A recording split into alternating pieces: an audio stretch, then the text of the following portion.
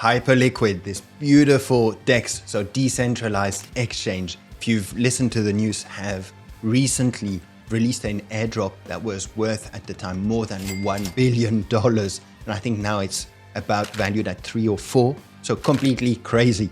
And well, I have to be honest, I wasn't among the people that got a piece of that cake, but that clearly roused my curiosity and I started exploring the platform to understand how they could manage something like this. And I think I understand. Their platform is really good, super user-friendly, very simple.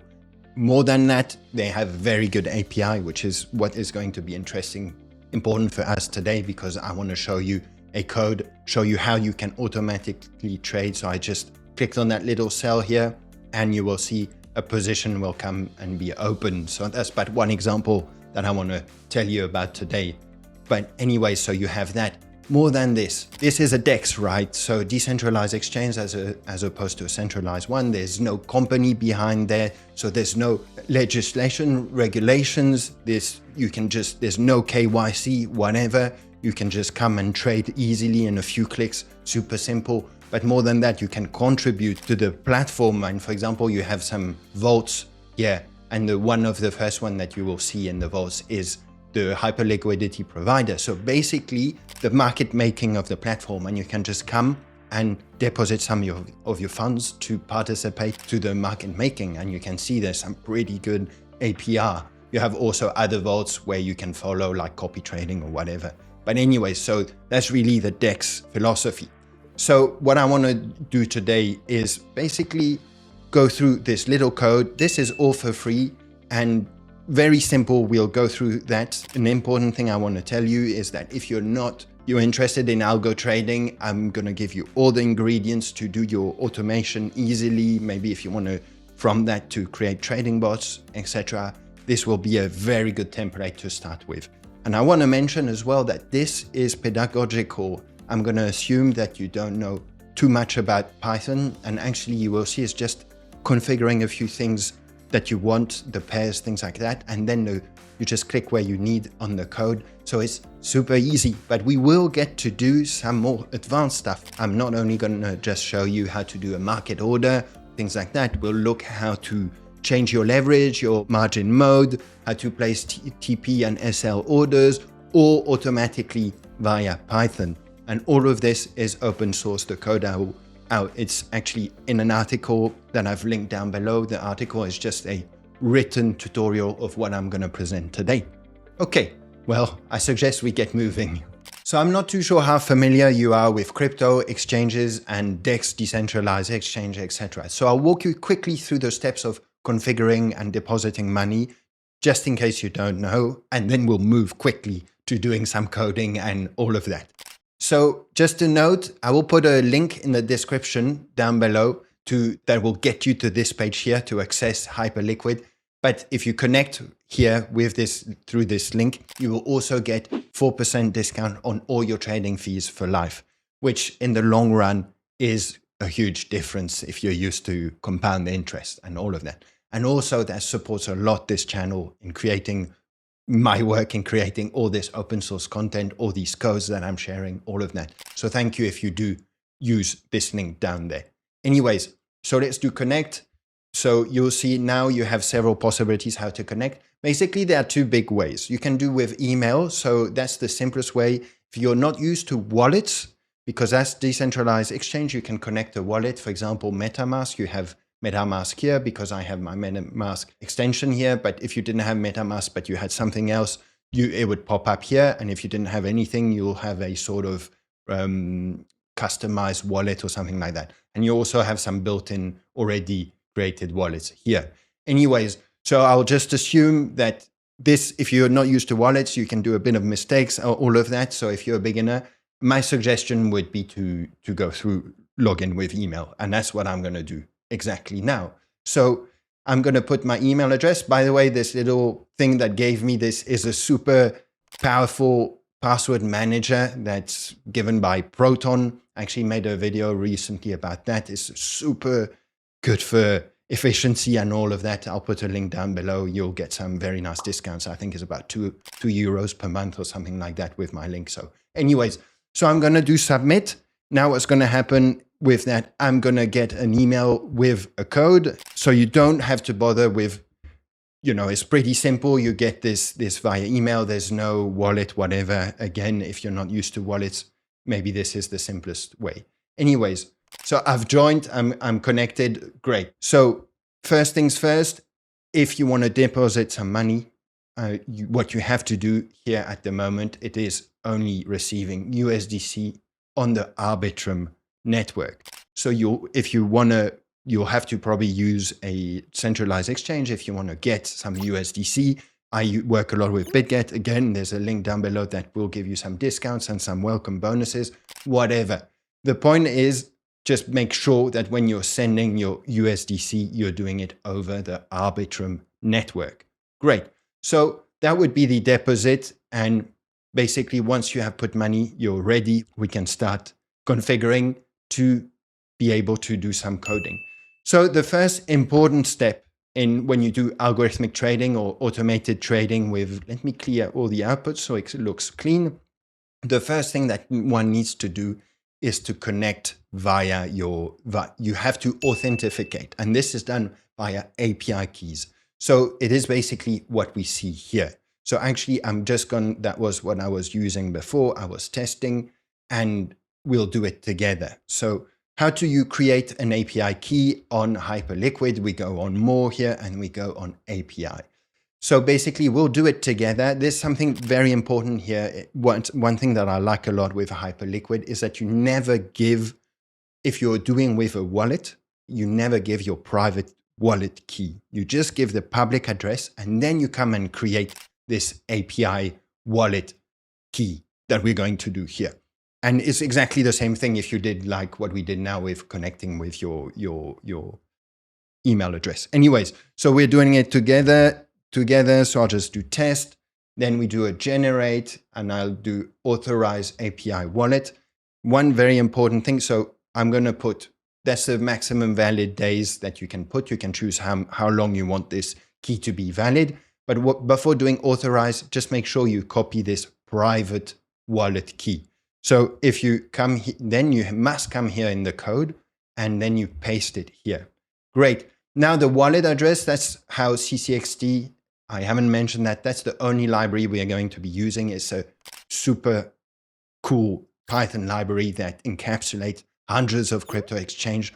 So we can use all the methods of CCXT that are supported with Hyperliquid. So it makes things much simpler. Anyways, so wallet address, don't be confused. I mean, it is confusing, but it's not the wallet address that we created here. It's not this one that we want to put. The one that we need is the public address of our account. So we take this up here, and then we come down here and paste it. Now, something very important, I'm doing this tutorial and I'm showing you everything, etc. So you're seeing the private key and all of this, but the private key is super sensitive data. You don't want anybody to get that, to see that. I will be deleting my keys after I finish recording the video. So just keep in mind that if somebody gets these keys, you can lose all your money. So just be careful. So, okay, so this is, by the way, I haven't mentioned what I'm opening the code with. This is a Jupyter notebook. And so it's very pedagogical with cells. The program, the software I'm opening it with is VS Code.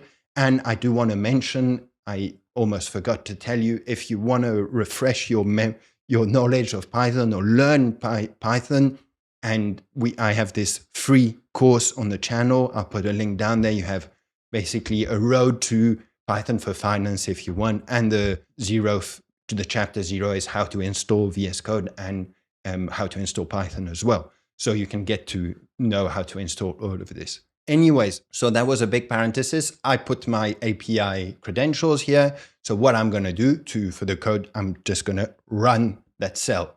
So it executed fast. It's all done. Great. So what I suggest generally is to check that you didn't do a mistake. The connection went well. Everything's good. What you can do is, so I'm just going to mention, so now I've created an instance in my code. This is an object through which I will be able to do all my calls to the API. What I mean by that is getting all the information that we need, placing our orders, etc. So I've called that little thing DEX. So that's why now I'm using a method of CCXT called fetch balance, which I'm applying to that DEX object that I have here. And basically all the things we will be looking into will be doing DEX something, DEX something. Okay, that's a little Python crash course about this. It's not so important, but what I mean, what is important is that now this DEX is related to our account. We have authenticated. We want, that was a weird word. Anyways, so we've managed that. We want to check that the connection is working. We didn't do a mistake or whatever. We didn't get any errors. I clicked on fetch balance. I'm returned the balance. You can see here USDC 22 something something. That's indeed how much I put for this little tutorial account. So basically we're now set and we're good to go to start doing some proper algorithmic trading. So for a little warm up, I think what we can do is place a market order. So to place orders, exits, entries, all of this with CCXT, it boils down to using this create order method. And you give the parameters always the same order, symbol, market type, side, amount, price, and there's some extra parameters that you can add that we'll see a bit later.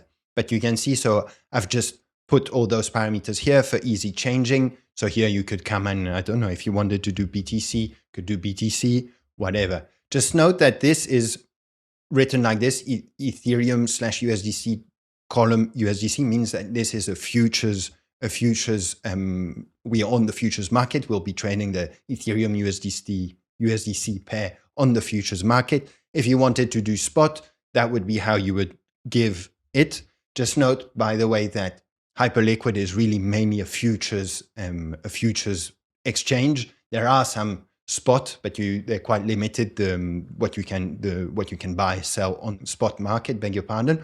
But in terms of futures, there's a lot. And here it says USD, but it is USDC. So we'll be using this here.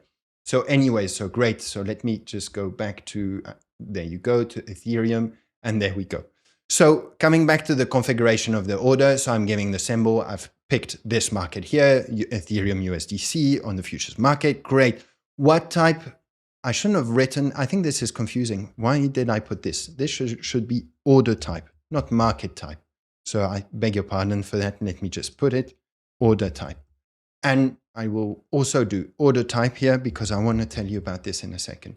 Anyway, so order type, we're doing a market order. So I'm putting market here. The side I'm doing a buy, which means here in the context of futures means I'm going to be opening a long position. And then the amount, keep in mind that this amount is given in the base currency, so in Ethereum. So I want to buy an 0.01 Ethereum buy. I want to enter a long of a size of 0.01 Ethereum when I place this order. Now, price, there's something quite important here. Let me just do this. Often when you do a market order, it means you want the order to be executed straight away. It will execute straight away, and therefore the price that you'll get is the market price. So generally, often some exchange or whatever, you don't have to give a price. If you do that on Hyperliquid, this should give an error. Okay, so that was collapsed. There you go. Hyperliquid market orders require price to calculate the max slippage price, etc. So this is actually a security on Hyperliquid, where it's asking you to give a price around what you would like the order to be executed. And if it turns out that the execution would be too far from this, given this slippage configuration default, then the order would not be executed. So you have to give a price. So to give a price, I don't want to bother too much about looking at the number, whatever. So I'm doing a little trick here, which is to give the mid price, the current mid price of Ethereum. What is the current mid price? Is the average between the best bid and best ask. How am I getting that? I'm using this load markets function of CCXT, which retrieves basically all the specificities of all the coins on the exchange. So you'll have a precision leverage, max leverage, things like that, really what characterizes the market. And in there, you can see here, actually, you have the mid price. So that was of Per, not of Ethereum. Ethereum is worth a bit more than that at the moment. Anyways, so what I'm doing is just like, I'm using this to simplify my life. I'm just saying, put the price around the current mid price. And as you will see, I will now execute this. And in a few seconds, you will see the position here popped up my leverage was configured to 2. I'll show you how to configure that via code in a minute, but you can see it was open here, all of that. Great. So that's opening a position. So then something quite important, if you're doing trading boss or things like this, you might want to know how many positions you have opened without needing to open the web interface. So I just wanted to show you that there was this method, fetch positions, that allowed to do that. So just to know what is the status of your position on Ethereum, well, you have to give Ethereum. This is therefore a list. So if you had another one, you would put BTC, whatever, if you wanted to get the full, all the ones that you wanted to have a look at. So I'll run this, and you can just see this gives you the information that characterizes this open information, this open position here. Sorry. So that's having these things, it's quite important for algo trading and all of that. And here I wanted to give you a specific use. Why am I talking about this? Is because we need that if we want to close the position algorithmically. As of now, there is generally, CCXT have a method called close position, but that's not always supported for all the exchange or whatever. And for Hyperliquid, it is not. And that's not a problem. What we're creating here is exactly what would have this close position built-in method would have done. So how do we close a position? So I'm selecting this symbol because I want to indeed close that position. We're doing a market order. We want it to execute straight away. We want to do the opposite. So now we entered a long. We want to open a short. So that means sell if you want. The important thing, I want to sell my full position. So what I'm doing is that I'm using this fetch position. So the information that is here, and I'm saying the amount needs to be the number of contracts of that position. So where we don't have the number of contracts here displayed, but is exactly our amount that we entered here. But it might have changed, you might have added or whatever. So what I'm doing here is really in a sort of automated spirit where I don't know what the amount of the position is, but I want to close it fully. So I'm fetching before the amount in the position, and I'm saying now close it here. Okay. And same thing, we still need to give a price, but okay, same thing here.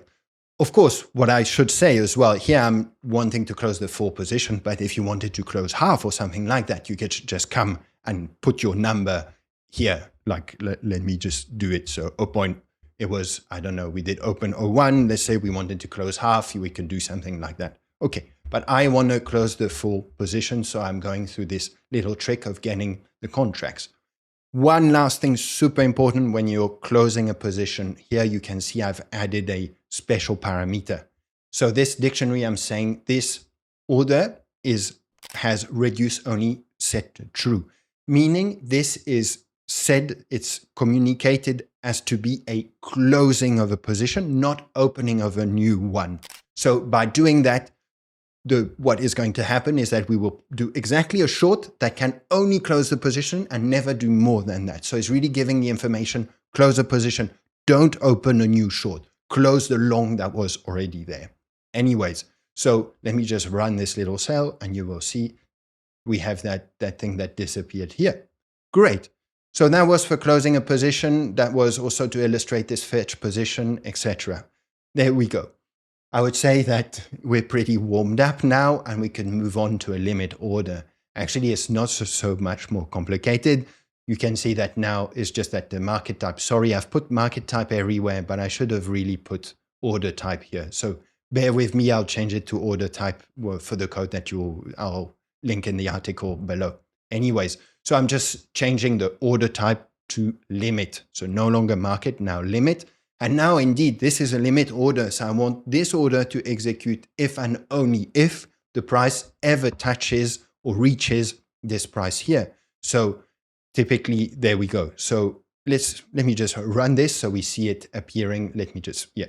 And we see it appearing here. So this price is much lower. I think right now you see the current price is around almost 3,800. So that price is really below. And you can see it's an open order because the price hasn't hit. So I haven't opened the position yet. I'm just saying I would like to open a position if the price ever goes down to that value here.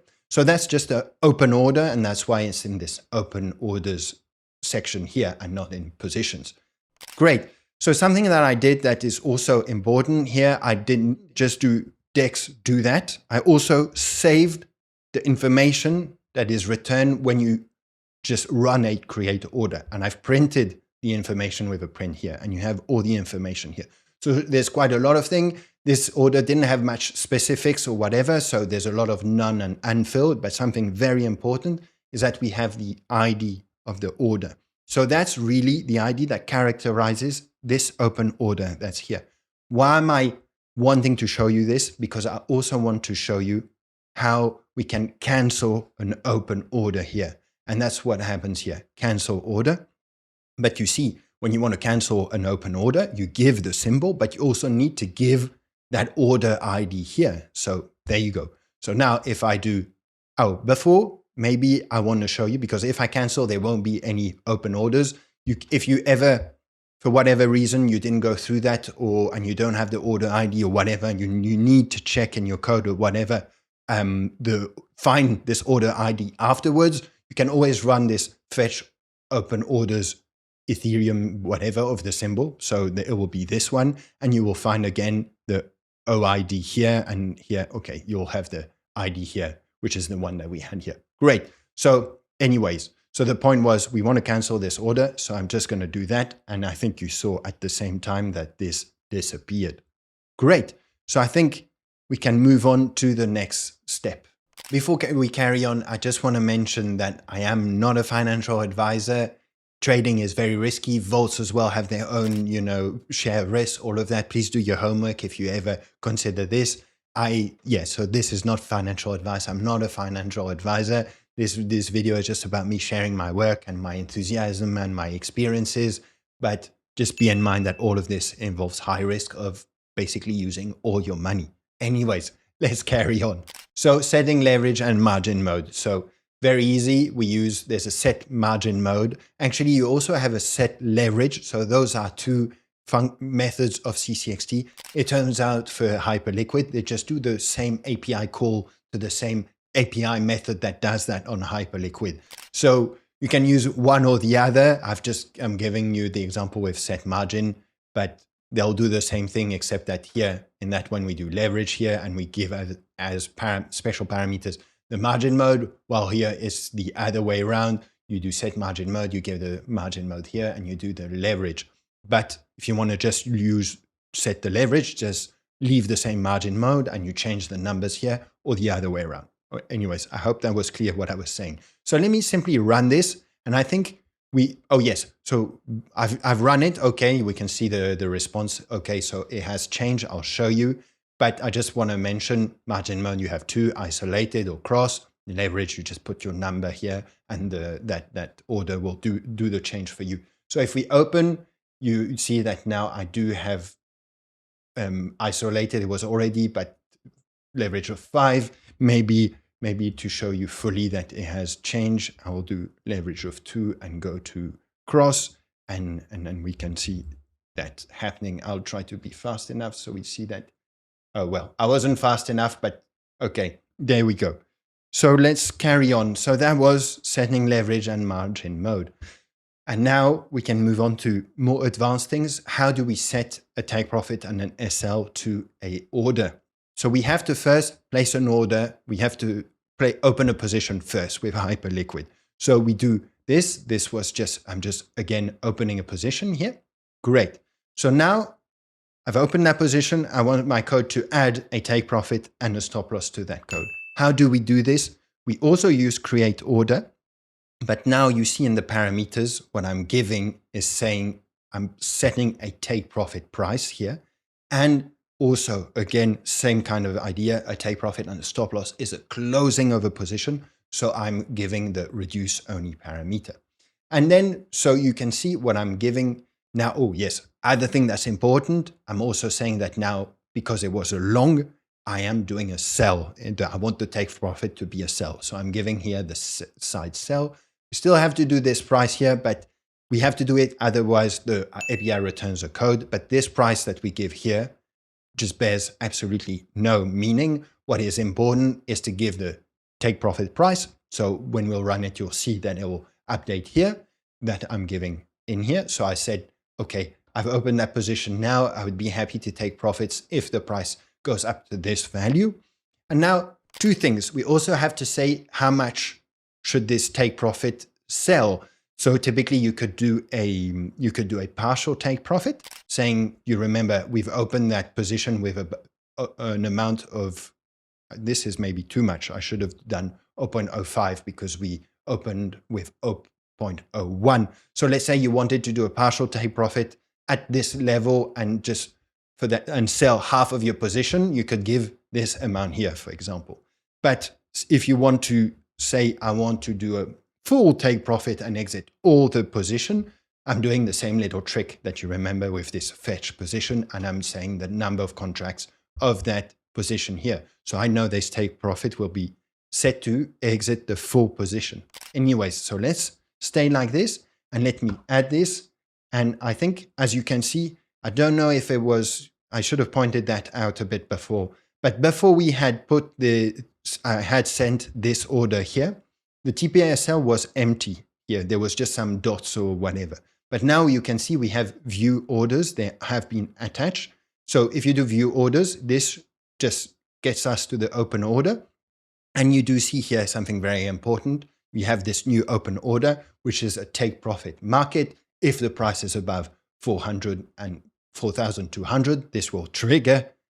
So as soon as the price goes above this exact number, that will trigger. And you can see that it is nicely configured thanks to the reduce only to be a close of a long and not open of a short. Great. So that's that. We have our take profit. If you want to add a stop loss, so I started with take profit, but actually maybe generally maybe you want to add a stop loss first or whatever. Anyway, the important thing is you cannot do that together in the same order. So we are going to be running this cell to do the stop loss. But of course, if you wanted to directly put a stop loss first, you just swap or whatever in your code. Anyways, I'm babbling. I'm not sure this makes a lot of sense. But my point here, same kind of philosophy. You can give a partial amount or the full amount. To me, a stop loss, generally, you want to exit the full amount because that's a risk.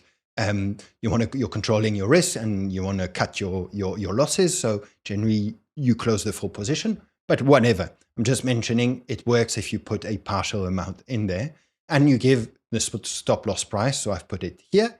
And again, what you see is just that instead of putting the parameter take profit price here, I'm giving stop loss price. Just want to mention, I tried, if you put take profit and stop loss all in the same dictionary, both won't be, it'll be only one of them that will be added. So that's why really I've separated this one and this one in two different cells.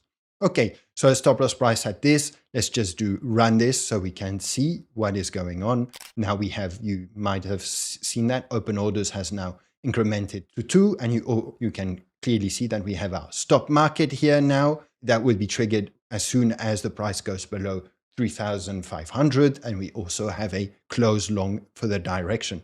Great.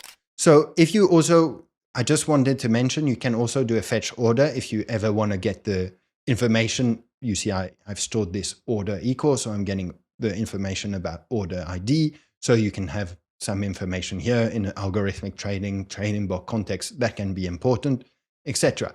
The last thing I want to present is that these are all of types. So actually, what I meant is that with that, you can also cancel the order, etc. But I will just cancel manually here. I'm just going to do like this, cancel all. So confirm. So I can show you this last feature here, stop market. So sometimes that depends on the trading, what you want to do, etc. But you might want to set a stop market order, which typically, if you have a price a bit higher where you think this really is going to be a breakout or whatever, you could be wanting to enter a long, or a short if you're doing shorts, whatever. So this is just to say that stop market orders are not just for TPSL. You can use that to enter a position. So it's a sort of conditional order. So let me just run this. I'm just mentioning same kind of thing, giving the amount, stop price. And this time I'm doing stop price here. The keyword, the field that I'm giving is stop price here. Anyways, So if I run this and see that I've opened a position and it basically tells you if the price goes above this, it will open a long. Great. Now, if you're interested in fully automated Python trading bots, codes, open source, all of this, I can suggest this. Anyways, hope to see you soon. Happy trading and take care.